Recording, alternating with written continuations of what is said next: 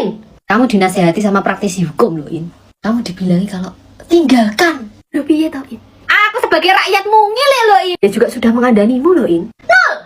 Rasa no! Kamu gila-gila ilegal akses. Ternyata pernikahanmu yang ilegal, Tanul. Ya toh? Rasa no! Ini yang tak gumuni lagi, ibunya Iyanya itu kan sempat diwawancarai gimana, Iyanya mana. Jawabannya gini, ya biarin aja ya, dia kan udah dewasa ya. Itu udah pilihannya sendiri. Yang pertama, ini bocah iki ancen tuturane angel, gak kena dituturi, gak kena dikandani, pokoknya bergedel. Yang kedua, ibaratnya wis gak duwe bojo gitu ya. Kan itu kan kembali ke orang tua toh, Bu. Ya anak amiku gak iso, Bu Jarno. Iki dikepung lho, Bu. Ya, dikepung karo rakyat se-Indonesia Raya Merdeka ini. Harus dipaksa suruh manut, Bu. Ya, nek gak seret rambutnya. Ngono. Aku hati aku. Dari kasus ini yang paling kebangetan banget itu adalah tidak ada permintaan maaf dari siang kamu itu, In.